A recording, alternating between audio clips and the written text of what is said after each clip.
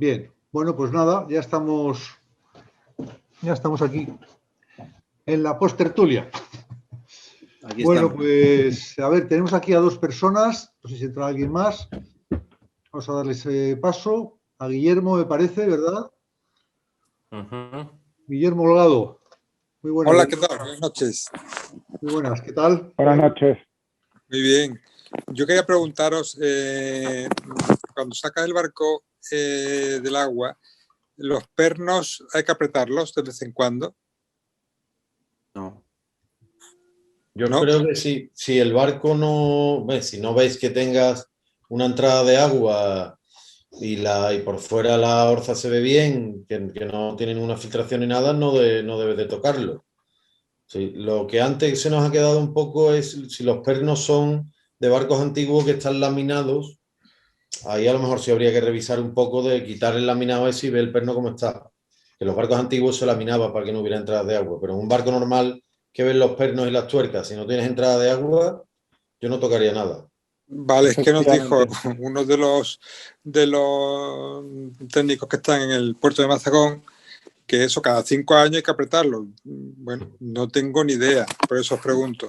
No tiene por qué aflojarse y ya te digo, si no ves que tengas entrada de agua y que la quilla no se mueve, con el barco en varadero ves que la unión de casco cubierta está bien, yo no tocaba nada, nunca lo he apretado. Venga, bueno, tenemos aquí a Julio Montenegro. Venga, Julio, adelante. Abre el micrófono, eso sí. Hola. Los demás tenéis los micrófonos cerrados, sí. Hola, Alberto y compañía. Un par de preguntas. Es interesante que pongan las marinas ánodos en los pilotes metálicos. Y otra pregunta, especialmente para Chema, que está en Punta Lagoa, que es donde suelo varar el barco. Hola, paisano. Creo que sería muy interesante hacer pack de mantenimiento. O sea, así como varamos para darle patente, pulir el casco, etcétera, hacer pack de cambios de aceites, valvulinas, limpieza, sistemas de refrigeración, etcétera. Creo que sería interesante porque serían materias cuadradas, es decir, o sea, lo que hacemos es encargas unas cosas y luego se van encargando cosas sobre la marcha y al final la factura se va siempre mucho más de lo que deseas. Es el truco de siempre. Bueno, yo soy usuario de Punta Lagoa, no trabajo en Punta Lagoa, ¿eh? Perdón, sí. Yo también. Nada, en absoluto, no te preocupes, ya imaginé que habías entendido mal. Claro que sí, es interesante eso. ¿Qué pasa? Que no hablo de ninguna marina en especial, pero bueno, sabes que en estas cosas a veces hay truco, ¿no? No, es que anduve por ahí, te encontré que tenías no sé qué y tal, y va engrosándose la factura. Yo trabajé en esto hace años, hoy en día no tengo una pescadería, no me dedico a esto.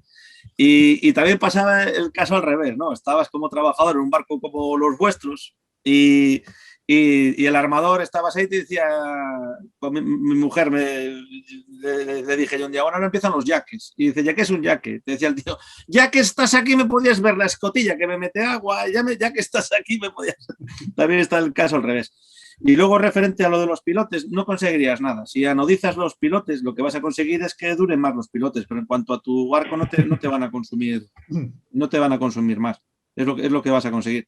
Lo que sí que se tiene que hacer un gran trabajo, que yo desconozco, obviamente, de electricidad en lo que son las torretas y en el circuito eléctrico de 220 de las marinas. Yo, por ejemplo, tengo desmontada la toma de tierra del enchufe de la marina y la toma de tierra la tengo en unos elementos que se llaman placas porosas, que son unos elementos de bronce que pones la toma de tierra del circuito de 220, de corriente alterna, no el de corriente continua, ¿de acuerdo? Y no sé qué más decir. Vale. Bueno, pasamos a otro asistente, Antonio Ruiz. Cuéntanos, Antonio. ¿De dónde llamas? De paso, decir cuando entréis de dónde estáis conectando. Buenas noches. ¿Se me escucha? Sí. Sí, a ver, yo llamo desde Murcia y soy armador de un velero y también presidente de una asociación de veleristas de aquí de Murcia. Y bueno, pues me gusta mucho la vela. Entonces, quería preguntar, hemos estado hablando de muchos temas relacionados con la varada, que hay que tener alguna precaución, algún tipo de cuidado especial con las hélices de proa cuando sacamos el barco. Pues interesante, la verdad. Precaución como tal, no, pero sí hay que controlar, pues exactamente lo mismo que controlas con el resto de cosas, que no haya corrosión en la cola. La hélice de proa al final es una pequeña cola con una o dos hélices a los lados, pues que no haya corrosión, que los ánodos estén en buen estado, que las palas no tengan pellizcos. Muchas veces coges un cabo y rompes una pala y eso hace que la hélice gire mal, pues controlar que las palas estén bien y poco más. La mayoría de las hélices de proa, diría el 80% son de túnel, y las que son de túnel que atraviesan de un lado a otro del casco realmente tienen muy poquito mantenimiento. Quizás tengan más mantenimiento las retráctiles, las de subida y bajada, porque tienen mucho más mecanismo y eso sí hace que tengan un poco más de mantenimiento, pero las de túnel en principio es como tener una pequeña cola, igual que la cola del motor principal bajo el agua, cambiándole ánodos y manteniéndola bien las palas al día, no dan mucho problema, la verdad. Y realmente, porque claro, en lo que son las hélices que van, digamos, lo que son las hélices de propulsión, se le suele poner el Velox, ¿no? Este material que es para también proteger la hélice. En las hélices de proa, ¿hay que poner algún producto para proteger la hélice o no? Sí, las hélices se pintan como todas las demás, las hélices de proa. Ten en cuenta que la hélice de proa gira a muchas menos revoluciones y muchas menos veces que la hélice principal del barco. Entonces, el antifouling dura muchísimo más en esas hélices. Nosotros normalmente las hélices de proa las pintamos con el mismo antifouling que pintemos el casco del barco, excepto la cola de la hélice de proa, que si es de aluminio tienes que tener cuidado de no aplicar un antifouling que tenga demasiado cobre por rollos de corrosión. Pero en principio lo pintamos con autopulimentable, con la misma pintura del barco. Si quieres dar una imprimación específica y quieres dar un antifouling específico para la hélice de proa, lo puedes hacer. Pero ten en cuenta que este antifouling al que te referías, de la marca Velox, que la marca es Marlin realmente, Velox es el modelo, es un antifouling de matriz dura y la hélice de proa está mucho tiempo parada, por lo tanto no va a ser tan efectivo como un antifouling autopulimentable, que cuando le des un poco de revoluciones enseguida se va a limpiar la hélice. Ya te digo, nosotros siempre hemos pintado las hélices de proa con autopulimentable porque realmente se usan muy poco. Muy bien, muchas gracias. Un placer. Gracias, Antonio. Pasamos a otro invitado. Aquí pone Sailing o Hannah Light. Bien, adelante. Hola, ¿qué tal, chicos? ¿Me oís? Sí. ¿Tu nombre y de dónde nos llamas? Muy buenas. Yo soy Esteban. Ahora me encuentro en la zona de Almerimar. Estamos aquí afincados con el Moody. Nosotros viajamos aquí en el barco. Siempre que el COVID nos lo permite, eso está claro. Y bueno, oye, primero agradeceros el esfuerzo y el trabajo que hacéis. La verdad que nos resolvéis muchas dudas y más a los novatos como nosotros, que estamos empezando. Así que muchas gracias, eso es lo primero. Y mira, tenía algunas cuestiones que quería a ver si me podéis echar una mano. Había escuchado con respecto al tema de las pinturas, teníamos previsto varar el barco en breve y había escuchado sobre la pintura All Grip, que es una pintura que me dicen que puede aplicarse con rodillo o pincel y que no requiere un gran esfuerzo a la hora de pintar a pistola, es muy noble, es algo más líquida. ¿Sabéis algo sobre esto? Sí, la All Grip es la pintura de brillo por excelencia que se usa en náutica, pero no es anti-fouling, o sea, no es una pintura para abajo del agua, sino para obra muerta o para cubierta. Correcto, sí, claro, correcto, sí, para obra muerta. Claro, es una pintura en base poliuretano. Para mí, que la he usado en varias ocasiones, no es fácil de aplicar. Hay otras pinturas que son más fáciles aún que el All Grip. Requiere un control bastante importante de la temperatura, del viento, de la humedad, etcétera, para que tenga un buen resultado de brillo. Y sí, lo puedes aplicar a rodillo, sí, lo puedes aplicar a brocha, pero el acabado no tendrá nada que ver con una aplicación a pistola, o sea, en condiciones profesionales, ¿no? Aquí yo estoy en Almerimar también. Si quieres, mañana nos vemos y te enseño algunos barcos que hay en el varadero. Pues sí. En el varadero hay varios barcos pintados con ese producto y es muy bueno. Y es, sobre todo, según tengo entendido, es la que tiene el poder, o sea, es la que es más dura a la abrasión. O sea, si intentas arañar, el All Grip es la más dura. Es lo más parecido a un gel coat dentro de las pinturas de poliuretano, ¿no? Esa es la gran ventaja que tiene All Grip, según tengo entendido. De todas maneras, creo que aplicar una pintura que es bastante cara a la All Grip para darla a rodillo, no le veo yo mucho sentido. Es una pintura muy buena para dar la pistola, pero gastarte tanto dinero en esa pintura, que es carísima el litro, para darla a rodillo yo no lo haría, vamos. No, yo tampoco. De hecho, hay otras pinturas de otras marcas que quizás están más enfocadas a pintar con rodillo o con pincel o con brocha que la All Grip. La All Grip yo creo que es una pintura muy específica para pintar a pistola. A mí me gustaría apuntar también que en estos repintados de los cascos es más importante, mucho más importante, la preparación de la base que la propia pintura. El poliéster es muy puñetero, siempre tiene una cosa a mayores. ¿Cuál es el problema de All Grip, de la Supergloss, de Jotun, de cualquiera? Que si la pintas así, se va a caer, no hay otra. Entonces, vas a tener que tener una perfecta limpieza de la superficie, eliminando grasas, etcétera, ¿no? A continuación, un buen matizado. Luego, este gran enemigo que tenemos los españoles, que es el manual de instrucciones. Le das la vuelta al bote y lees modo de empleo y te dice exactamente qué imprimación tienes que utilizar, qué grado tienes que echarle de disolvente. ¿Qué disolvente? Que no le eches cualquiera, que si no es como cuando tomas la leche cortada que sabe mal. Pues te va a pasar exactamente lo mismo. Mucho cuidado. Modo de empleo siempre. Y una preparación muy buena de la base, y que los tiempos de secado, los tiempos de curación, cuando puedes atacarle a la imprimación a lijar, cuando puedes pintar encima de esa imprimación, cuántas manos de imprimación. Hay pinturas que necesitan 2 imprimaciones diferentes para que la puedas aplicar. Tienes que ver todo esto. Sí, es un mundo. Pero te lo vas a pasar bien, ¿eh? No, ya veo. Totalmente de acuerdo con que si quieres un buen acabado, lo fundamental es la preparación. O sea, prepáralo perfecto y después decide qué acabado quieres dar. Realmente va a dar igual. El brillo probablemente sea muy parecido con cualquier pintura de acabado. Lo que sí conseguirás es eso, porque sea más dura, más blanda o, bueno, diferentes, acabados. Diferente calidad. Calidad, claro. Me ha quedado clarísimo. Tengo que consultar con un experto que me lo haga. O sea, lo puedes hacer tú, pero más que claro. Lo puedes hacer tú, pero tienes que tener un conocimiento del material. Hoy en día eso lo puedes adquirir en YouTube. Antiguamente pues no conseguías ese conocimiento porque lo tenían solo los pintores de barcos y no te lo iban a dar. Claro. Pero hoy en día pues... No hay que tener la experiencia también, ¿no?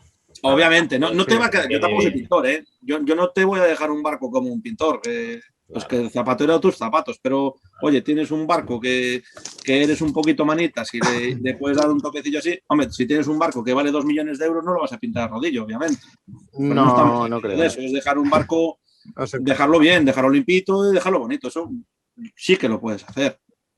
Pero al leer el manual de instrucciones. ¿Tenías otra cuestión, Esteban? Sí, chicos, si no es mucho abusar, ¿me oís bien? Sí. Adelante. ¿Hola? Sí. Te oímos, adelante. Sí, perdonar que se me va un poco la cobertura. Sí, adelante. Mire, en cuanto al tema de la varada, hace un tiempo estuve escuchando una máquina que se llama Killcraft, que te ayuda a hacer un mantenimiento o te limpia el fondo. No sé si habéis escuchado algo sobre esto. Pues creo que los rodillos estos que metes el barco y Sí, es una máquina de succión tipo a la de las piscinas que se utiliza con un mando a distancia y se hace la limpieza desde la cubierta. Y había escuchado muy buenas referencias, la vi en directo, tuve la oportunidad de verla en directo, pero claro, no era mi barco, no sé cómo estaba. Cuando vi que había la limpieza que hacía era un poco de verdín, no había tampoco un exceso de alga ni nada. No sé si habéis escuchado algo sobre eso, como para mantenimiento más que como para limpieza, pero... Yo lo he visto en internet y no tengo experiencia. Yo sí las he visto y las he visto trabajar y realmente son cepillos giratorios, no es más que eso. O sea, básicamente es una máquina igual que los pequeños robots que hay para las piscinas, pero que trabajan al revés y se quedan pegados al casco, ¿vale? Entonces es un cepillo que va dando vueltas y limpia el antifouling. Es exactamente lo mismo que si te tiras tú al agua con 2 cepillos en las manos y frotas. Lo que pasa es que lo hace una máquina en vez de tú. Pero Bueno, te no es sale más caro que no eso. mojarte. Que es más mantenimiento que limpieza. Si el barco está muy sucio, no lo limpiará y para mantenerlo, pues sí. Efectivamente. Magnífico. Pues oye, agradeceros mucho toda la información y seguir así, que es una maravilla poder disfrutar de vosotros. Gracias, Muy bien. Esteban. Venga, Gracias. chicos. Muchas gracias, Esteban. Pasamos a A Josandro. A siguiente. Josandro, que lleva un buen rato aquí. ¿Quién? ¿Quién? José Alejandro Regojo. Alejandro. Venga, José Alejandro. ¿Qué tal? ¿Se me oye? Adelante, Sí, sí. se te oye, se te oye. Sí, Vale, antes de perfecto. nada, Oye, mientras antes estéis- de nada, perdón.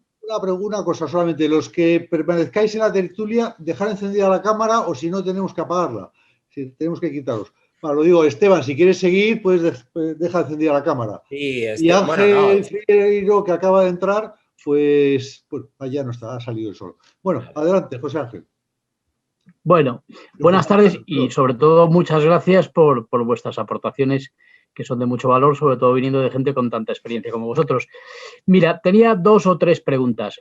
Una, ¿tenéis alguna experiencia con el Copper Coat? Esto es una especie de tratamiento que se le da, te garantizan, no sé si te garantizan, pero te dicen que es para 10 años, le parece que levantas pues una vez al año, le das un poquito de escoba y andando. Yo he oído todas las versiones, los que sí, los que no, los que regular, los que...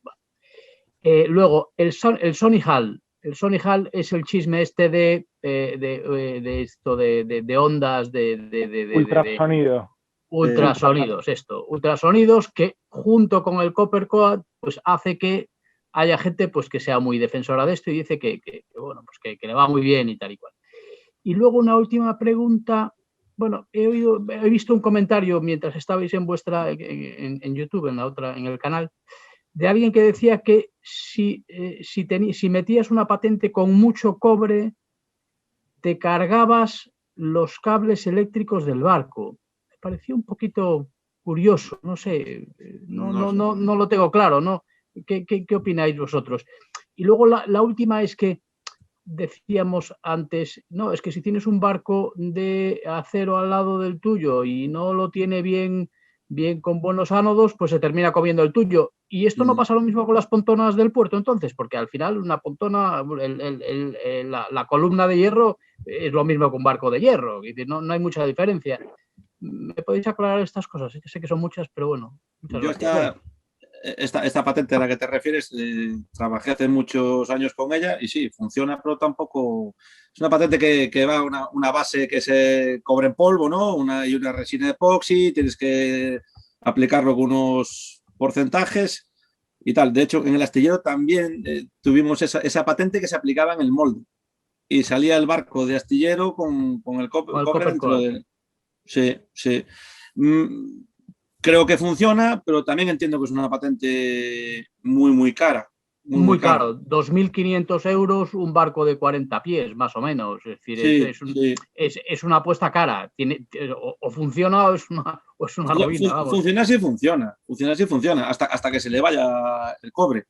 Bueno, 10 años. Luego es irreversible, ¿no? ¿O no? Luego, una vez que le has dado, ya tendrías que pelar otra vez todo, ¿no? ¿O no? Sí, lo mejor es pelar, claro. Aquí tampoco hemos hablado, es que no sé cuánto tiempo queda, no hemos hablado qué es una patente en realidad, un antifouling. Sí. Un antifouling es una pintura que, pues como todas las pinturas, tiene una parte, como todas las pinturas, ¿no? Que es una resina que tiene unos pigmentos para el gusto del consumidor y un disolvente para que se pueda aplicar. Eso es una pintura, ¿no? Normalmente. Y después hay que entrar en qué resina se usa y todo esto, ¿no?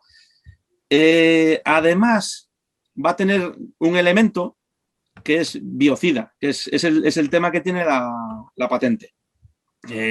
Antiguamente, hablabais sobre el tema, no eran de cobre, antiguamente eran de estaño.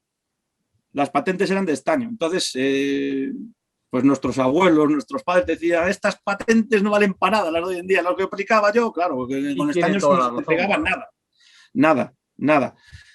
Luego, en los años 90, solo permitían, yo ahora la legislación no sé cómo está, pero tenía que tener un barco de más de 25 metros de eslora porque se entendía que esos barcos pisaban menos el puerto que una embarcación menor, ¿no? Y el cobre, o una base de cobre, óxido de cobre, hay muchas maneras de utilizar el cobre que tampoco las conozco exactamente. No era dañino. De repente, hoy en día, pues el cobre también está súper limitado en navegación de recreo. Y hoy en día, pues se utilizan otro tipo de biocidas. Luego hay otra manera de subdividir las patentes, que son, lo hablamos antes, ¿verdad? La matriz dura y la autopulimentante. ¿Esto qué es? Pues está una resina que tiene encapsulado ese veneno, vamos a llamarle, y también con un porcentaje de agua. La autopulimentante, ese veneno se va liberando, se va marchando, por eso no nos dejan poner estaño y cobre, porque se va liberando y lo estamos depositando en el mar. Y a la vez que se va ese veneno, también se está yendo la resina. Entonces, eso hace que después en el varadero pues no lo tengas que rascar. Luego, la matriz dura, se va yendo ese veneno. Todo lo que estamos hablando es muy teórico. Después se podría puntualizar, pero bueno, para acabar rápido. Se va yendo ese veneno, pero la resina se queda ahí.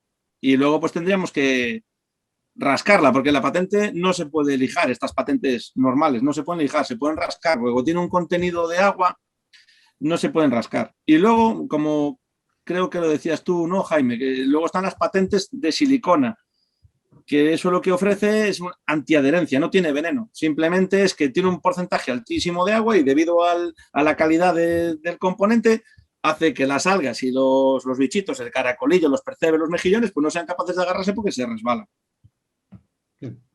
Y ahí ya tenemos una base de lo que es una patente, un antifouling. Antivegetativo en español. El Coppercoat sería de matriz dura, entonces, ¿no? Sí, súper dura.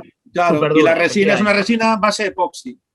Claro. Eso es. ¿Y eso funcionaría en todos los climas? Quiero decir, ¿funcionaría aquí y funcionaría en el Caribe, por ejemplo? Sí. Bueno. Sí, porque la concentración de biocida de cobre es brutal en proporción con un antifouling de uso anual. Entonces es una resina epoxi cargada con un alto grado de cobre. Entonces la duración es muy buena. Yo he visto muchos barcos y he trabajado muchos barcos con ese producto y es cierto que es muy bueno. Es caro la inversión inicial, pero dura bastantes años con el barco limpio. Además, como es una matriz muy dura, porque la resina epoxi es ciertamente dura, puedes atacarle con lo que quieras. Le puedes lijar, le puedes pasar estropajo, da igual, no, es prácticamente inalterable, entre comillas, ¿no? Cristal, ¿verdad? Sí, es durísimo. Ahora, quitarlo es un verdadero problema, ¿eh? Sí. ¿Y el Sony Hull, junto con eso, aporta algo? No lo conozco, no tengo tampoco. experiencia. He leído bastante en internet, he estado pendiente, pero no tengo una opinión porque no lo he probado realmente. Yo tampoco, yo lo he visto en internet, no lo he visto. El vídeo mola, que hace y se cae todo. Y lo destruye. Sí. Yo tampoco Sí, lo he pero visto. no sé, no puedo opinar que no lo conozco. Y Bueno, de hecho, de los pasamos a cables que os preguntaba, ¿tenéis alguna idea?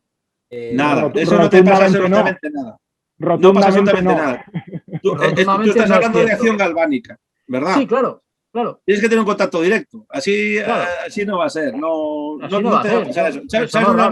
¿Sabes dónde la vas a fastidiar?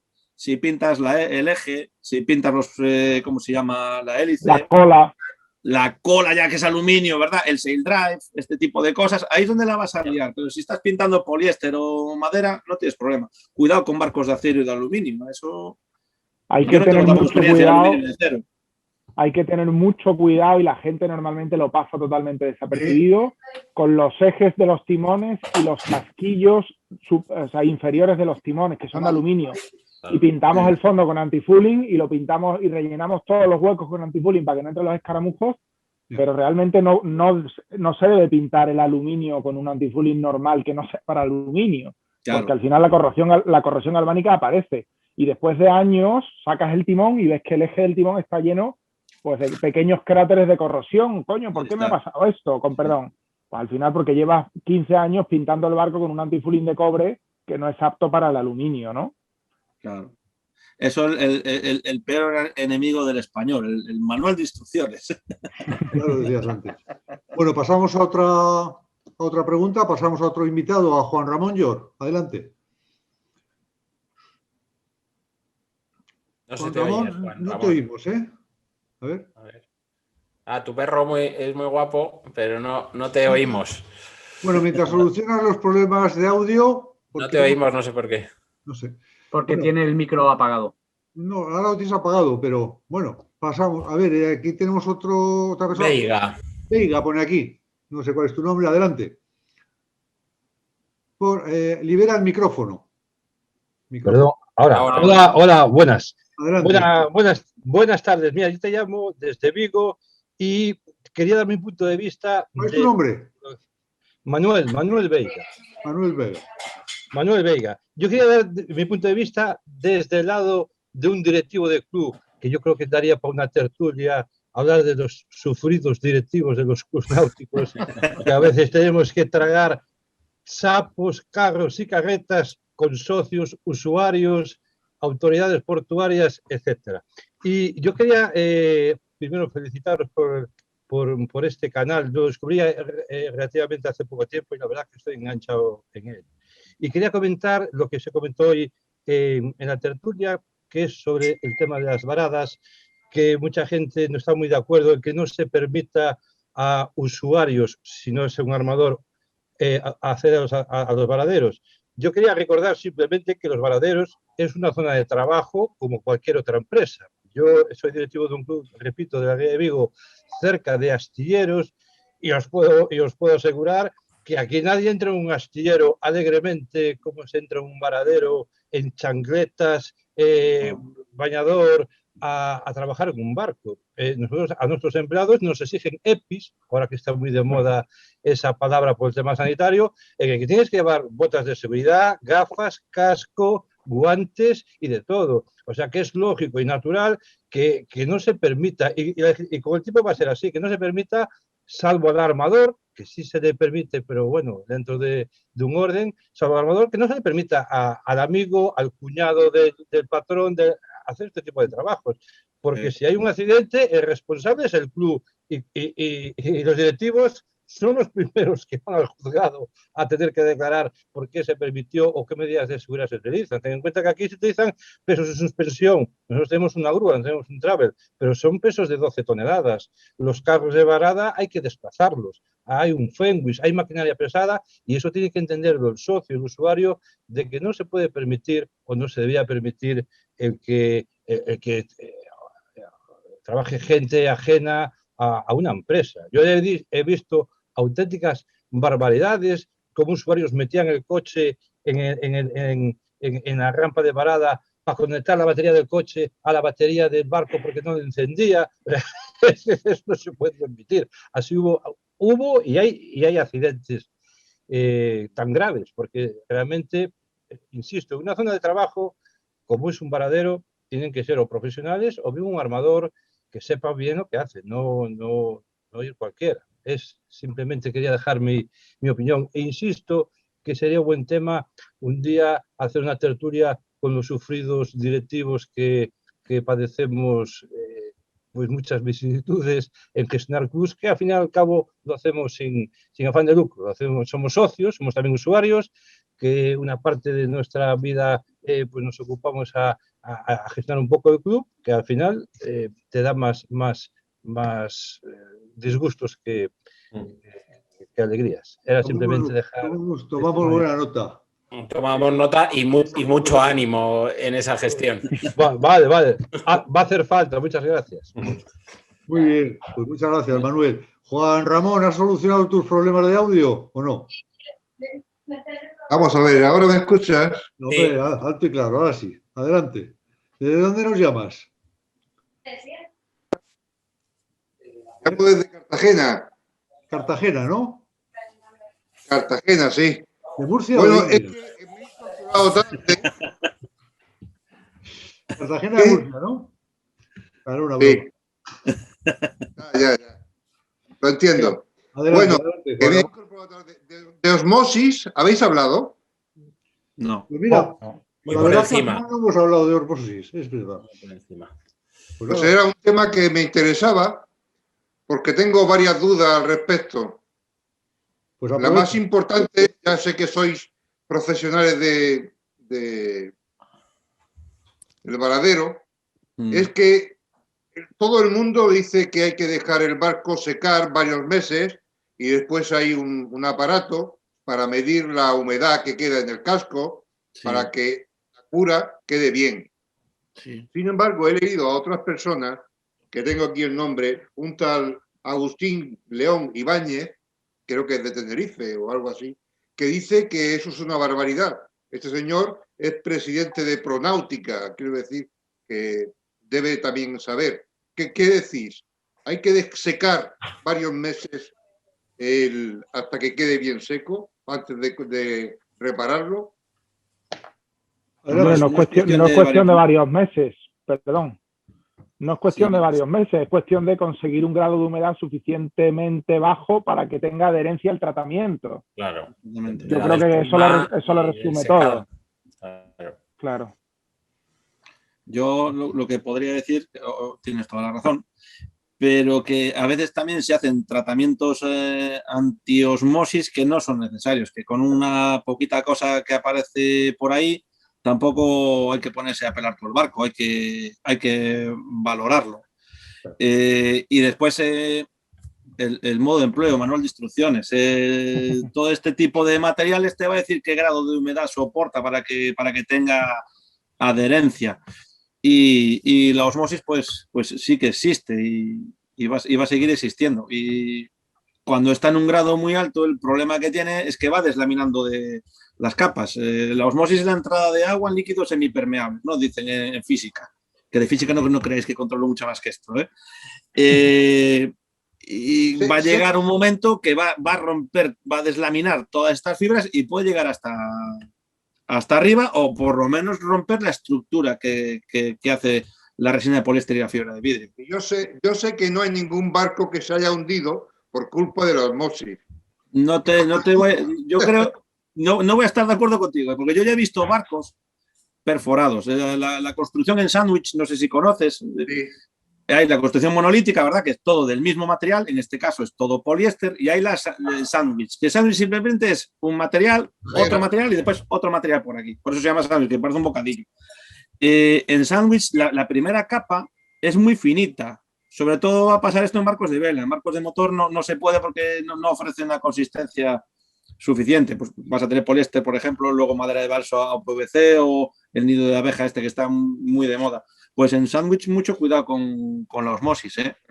Sí, lo que pasa que muchas veces sí que ha habido una acción comercial derivado de las marcas y de algunas marinas en una cosa que no hace falta hacer un tratamiento tan fuerte, que todos sabemos que es muy costoso y se hace. Pero bueno, eso hay que valorarlo. ¿Qué opinas, Sergio?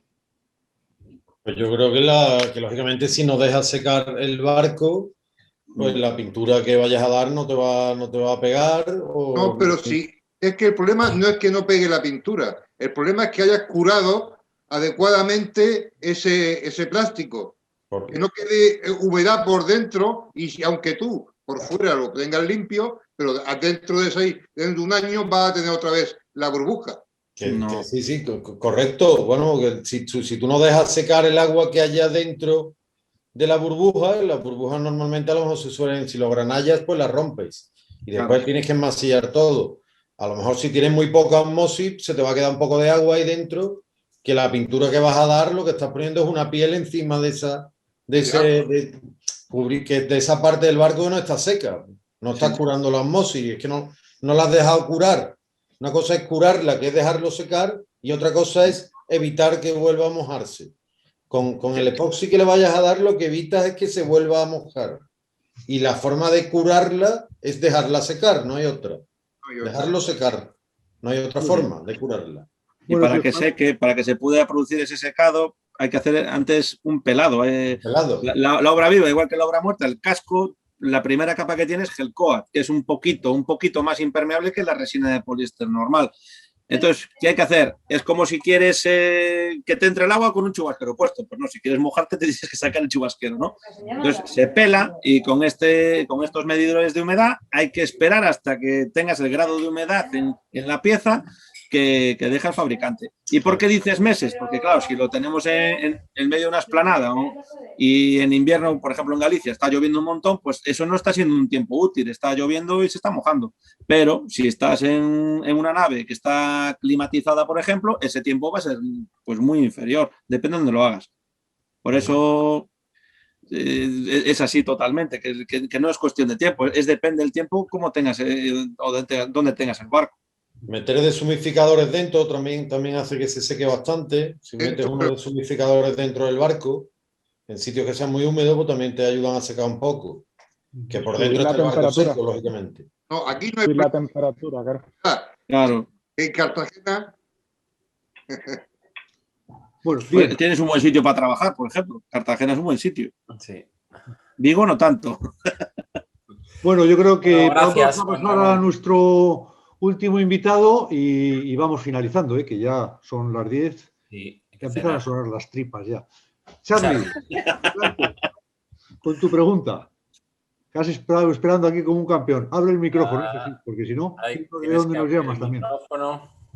El micrófono. A ver, el micrófono lo tienes apagado. Ahora, espera, ahora sí. Ahora. Adelante. Buenas noches a todos y felicidades por el canal. Sí. Carles, en catalán, Carles. Yo soy de Tarragona.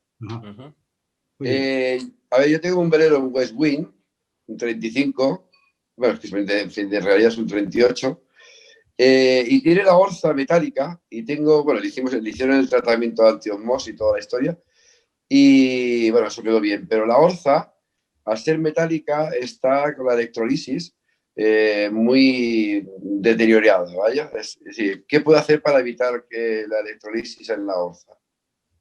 Bueno, la orza esa es de acero macizo, vamos. Eso la orza la verdad es que te va a afectar, que no se te va a romper en la vida. En ese barco hay uno de los de antes que creo que el West Wind tiene los pernos laminados arriba. Tú no ves las tuercas, pero era como los Pumas. Me parece que para que no entrara agua, pues le ponían resina y fibra, estaba laminado, entonces el perno no lo ves. No, en el mío se ven, ¿eh? En el tuyo se ven, ¿vale? Pues entonces, sí. Te iba a decir que descubrieras los pernos para ver cómo están, que hay muchos pumas que tienen los pernos y cuando abres y pelas la fibra, está completamente corroído los pernos. Para la orza no sé yo si a lo mejor unirle a un perno con un cable directamente, un perno a lo mejor Chema sabe algo más de eso. Para reparar la orza de la corrosión, pues con masilla epoxi te va a pegar perfectamente. Y si la encapsulas en fibra, que casi todos esos barcos llevaban la orza por fuera forrada con fibra, la puedes pegar con epoxi y fibra que te va a pegar mejor al hierro y la vas a aislar del agua. Puede que te evite la corrosión eso. Sí. Yo te digo, el problema es que, a ver, la orza tiene un cable, pero que va hacia el mástil, me parece. Claro, pero eso es para rayos. Para rayos. Eso es para los rayos, eso es para evitar los rayos.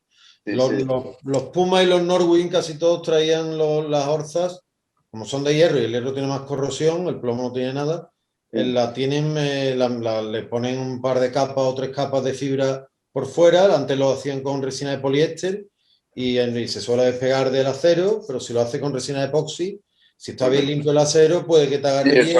Chorrearla bien, masillarla. Chorrearla bien o lijarla bien, claro, y con epoxi te puede pegar muy bien y la aíslas. Le metes primero las capas de epoxi con tejido y luego la alisas con masilla. No, yo haría primero las capas y después alisarla. Y si quieres le metes, una vez que la tenga la masilla puesta y todo liso, le das la última capa si quieres hacerlo perfecto. Sí. Con eso te puedes evitar.